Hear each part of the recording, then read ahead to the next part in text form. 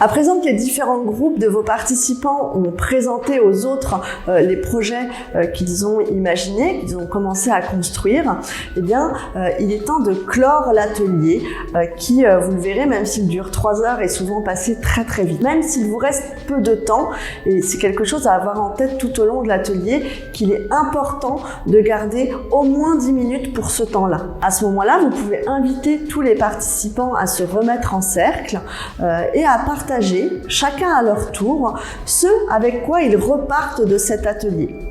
Vous pouvez leur proposer de répondre à cette question avec trois angles.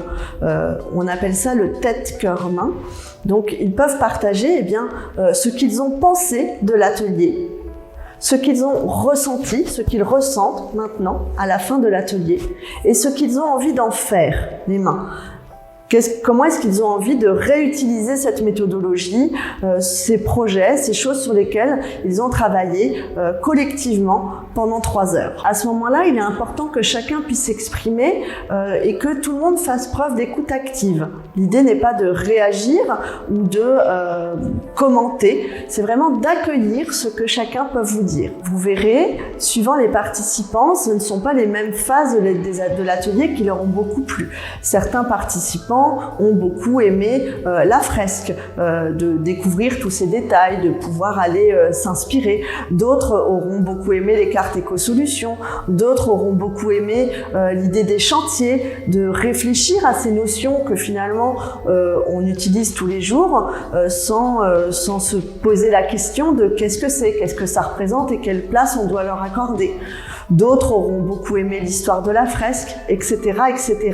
L'idée, c'est vraiment d'accueillir et de leur demander de faire la différence entre ce qu'ils en pensent, comment est-ce qu'ils se sentent et ce qu'ils ont envie d'en faire. Peut-être donnez-leur à voir qu'il reste tant de minutes, peut-être seulement 10 minutes ou 15 minutes d'ici la fin de l'atelier et rappelez-leur que c'est important de se répartir la parole de manière équitable et encouragez-les à être relativement courts.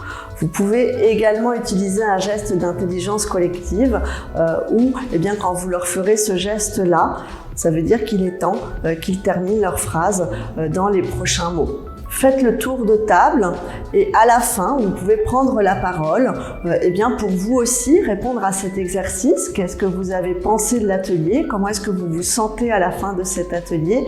Est-ce que vous avez envie d'en faire? C'est important, moi je le fais à chaque fois, de remercier les participants pour leur implication, pour le temps qu'ils y ont consacré.